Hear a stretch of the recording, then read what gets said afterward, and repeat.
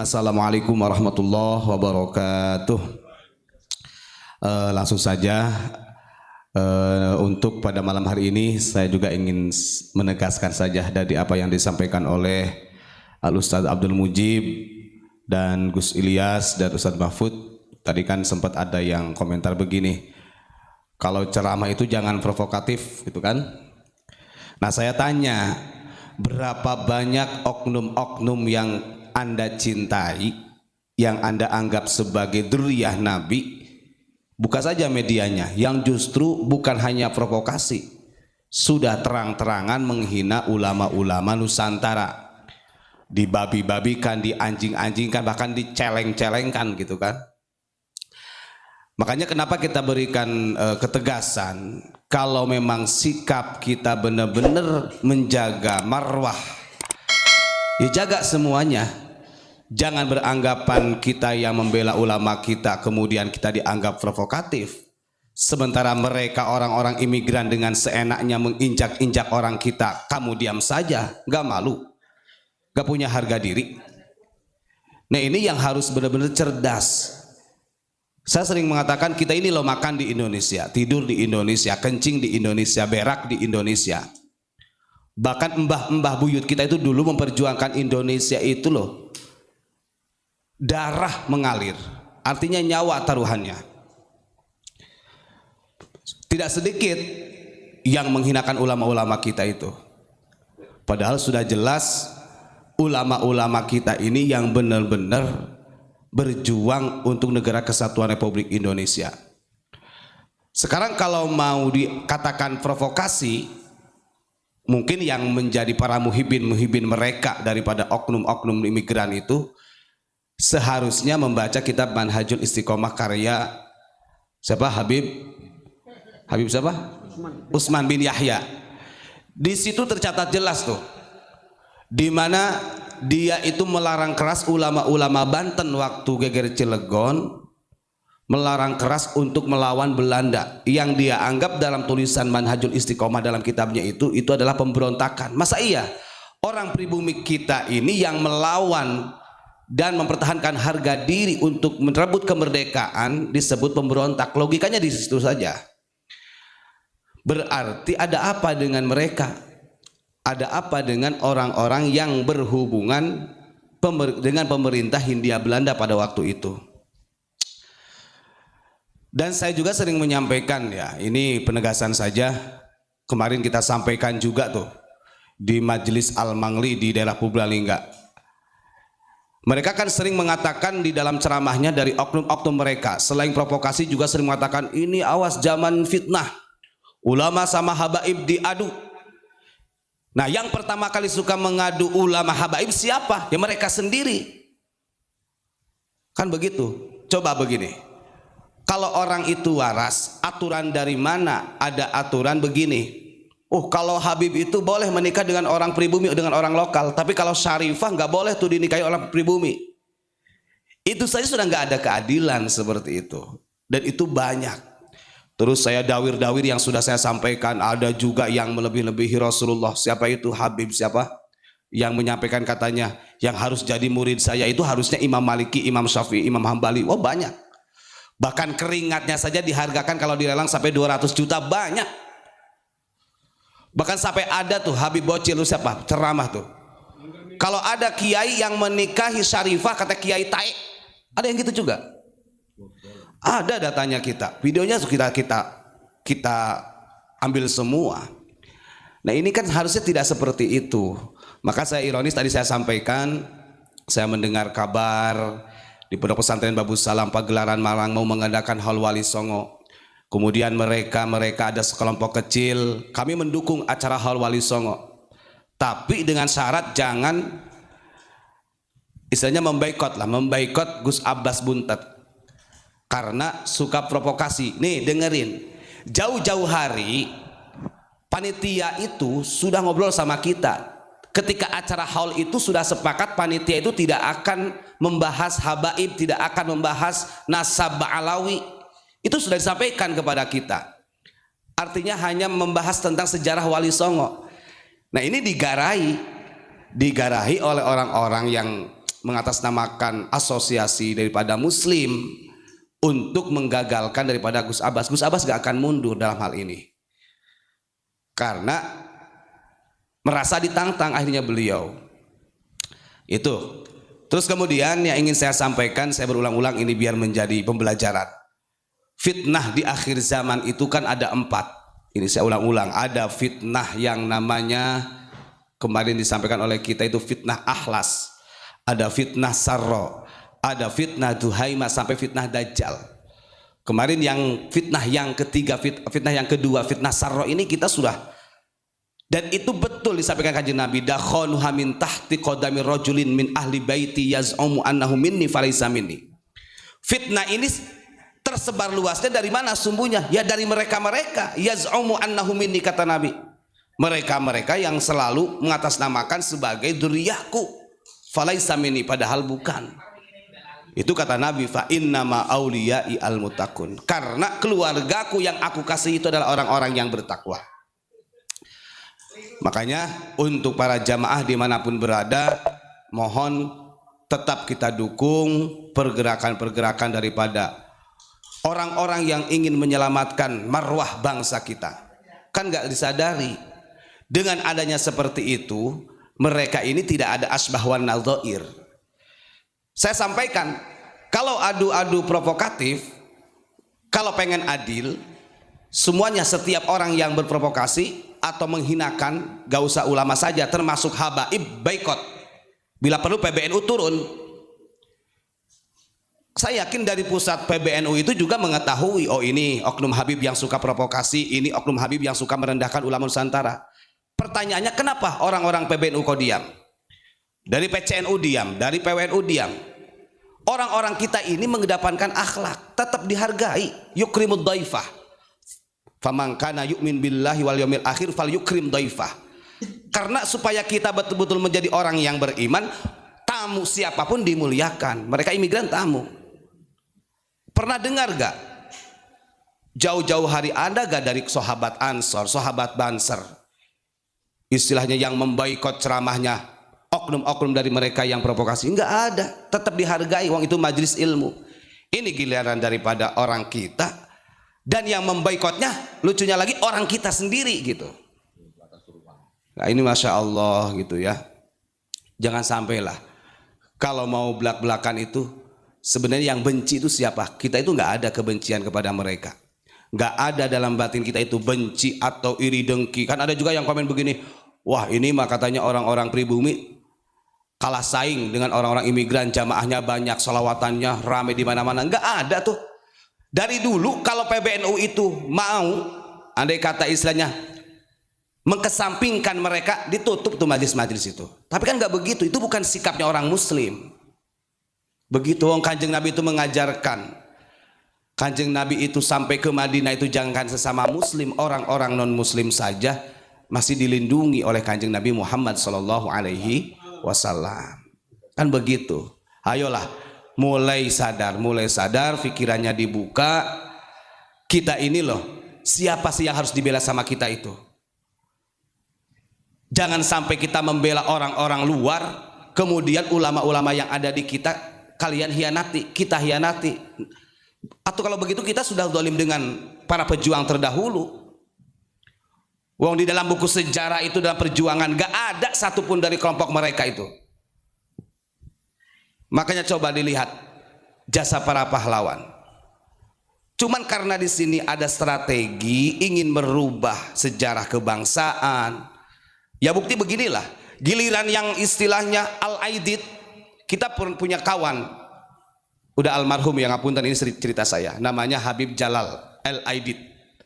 Habib Jalal Al-Aidid ini dia adalah editornya dulu di dunia perfilman, yang punya itu siapa? Rano Karno. Ngapunten, kita ngobrol, ini beliau almarhum, kita bicarakan, mudah-mudahan beliau diterima iman Islamnya. Beliau sangat ta'zim sama Abah, marganya Aidid. Marganya Aidid, saya ulangi lagi. Nah ketika mereka menggembar-gembor awas PKI sudah merongrong kita, PKI mau menghancurkan umat muslim, PKI mau memecah belah umat Islam. Yang menjadi gembong PKI itu siapa? Usut punya usut, cerita dari saksi hidup. Oh ternyata El Aidid juga marga daripada Ba'alawi, tapi yang ditolak. Nah ini kan logikanya kemana gitu loh. Secara ilmu bahasa, secara urgen, kalau orang itu mengulang-ulang bahasa tersebut berarti dia pelaku. Gak pernah tuh orang-orang kita itu yang menggebar-geburkan PKI di majelis pengajian, awas hati-hati PKI. Bahkan ulama kita disebut PKI kok oleh mereka. Banyak ulama kita yang dikatakan PKI. Sementara gembongnya PKI itu siapa? Aidid. Kan begitu. Ini perlu sadar lah, perlu sadar. Jangan karena istilahnya apa ya, kalau saya katakan taklid ya, taklid butanya itu. Makanya kalau mencintai sesuatu itu jangan berlebihan. Yang akibatnya seperti itu. Sekarang itu sudah banyak. Data-data sudah banyak. Kita nggak ada urusan mau Ba'alawi itu nyampe kepada Rasulullah, mau tidak, nggak ada urusan. Tapi doktrin mereka yang disampaikan mereka lebih provokasi daripada Gus Abbas. Sekarang masalah tesis Kiai Iman. Harusnya kalau gentle dari RA yang melawan, bukan ulama kita yang melawan. Akhirnya kan ulama-ulama kita tuh, Masya Allah. Ayolah sekarang mah di 2024 ini coba gerak. Bangkit ulama-ulama kita, jangan mau diperbudak dengan mereka lah. Yang sudah memperjuangkan sampai merdeka kita bisa ngerokok enak, bisa makan enak, bisa shopping kemana-mana, bisa belanja kemana-mana. Itulah ulama kita, founding father kita. Dan gak ada satupun, walaupun yang sekarang-sekarang ada yang sengaja ingin merubah. Ini yang menentukan 17 Agustus itu Habib Anu. Ini yang merancang Pancasila, merumuskan adalah Habib Anu. Bohong itu. Gimana loh? Waktu Sumpah Pemuda aja kemana mereka? Sumpah Pemuda itu gak ada di kelompok mereka.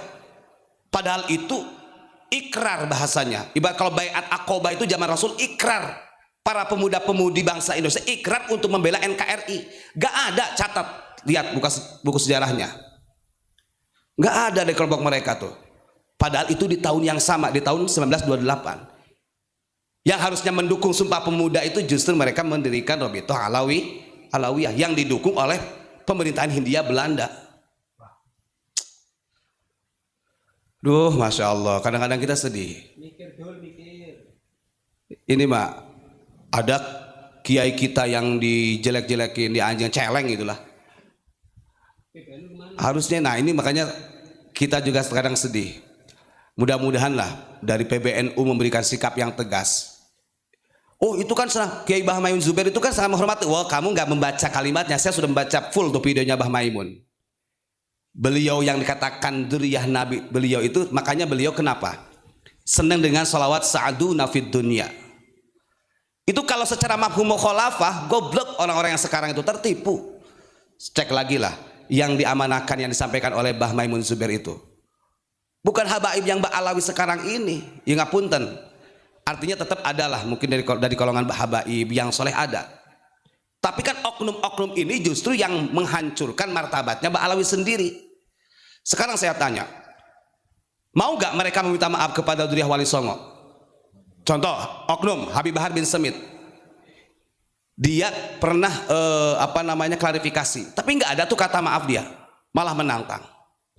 Sebenarnya kalau dari Robitoh Alawiyah juga tegas, oknum-oknum yang seperti itu dididik, disuruh minta maaf kepada ulama pribumi, selesai urusan. Ini kan enggak, sok buka, jejak digitalnya masih banyak. Minta maaf aja nggak ada kok. Yang membatalkan nasab Wali Songo siapa kalau bukan oknum Habib? Makanya akhirnya keluarlah orang-orang yang merasa punya hak untuk istilahnya bertanggung jawab dalam negara kesatuan Republik Indonesia dari Dzurriyyah Wali Songo. Muncul semua. Dan dulu mah nggak ada, karena nggak ada oknum-oknum yang seperti itu. Coba gentle, masa provokasi gentle ketika meminta maaf kepada bangsa Indonesia, kepada Dzurriyyah Wali Songo kok nggak bisa, nggak gentle. Harusnya berani berbuat, berani bertanggung jawab. Gitu kok disebut singa apa? Singa padang pasir atau singa apa? Singa podium. Wong Kanjeng Nabi itu Masya Allah Wong Kanjeng Nabi itu kalau salah sosok Nabi kepada sahabatnya masih minta maaf loh. Ini dengan bangganya kiai-kiai diinterogasi dengan hal-hal yang menyudutkan. Banyaklah.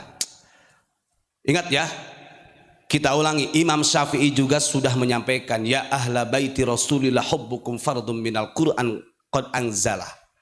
Mencintai ahlul bait itu sudah kewajiban kita, bahkan fardu. Dikatakan fardu ain di situ di dalam kitab I'anatul Talibin.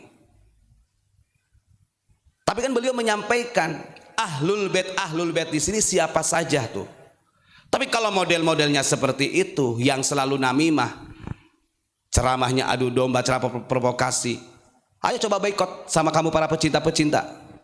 Jangan ketika orang kita yang membela ingin menghidupkan marwah kita itu diboikot. Namanya nggak adil kalau begitu. Sadarlah, kita sadar, jangan sampai di 2024 ini istilahnya terjadi permusuhan hanya gara-gara hal seperti ini. Kita punya hak kok. Kita punya hak. Memang Kanjeng Nabi mengatakan begini, ahibbul arab li salasin. Cintai tanah Arab karena 3, betul. Yang pertama, li anni arabi, kata Nabi, karena saya ini dilahirkan di tanah Arab. Yang kedua, wal Qur'ana Arab, al-Arabi. Quran juga menggunakan bahasa Arab. Wa kalam ahlil jannati Arabi. Dan nanti dialog yang digunakan di surga juga Arab. Tapi ingat, jangan ketika bangsa orang Arab ini semuanya diratakan dengan Kanjeng Nabi. Tidak, Kanjeng Nabi punya spesial yang menjadi kemuliaan. Wa akrim bihi min nasabin tahharahu Allah ta'ala min sifahil jahiliyah. Maka di bawahnya ada hafidhul ilahu karamatan li Muhammadin. Di dalam berjanji, makanya yang menjadikan mulianya Kanjeng Nabi itu bukan karena Arabnya. Ini sering saya ulang-ulangkan.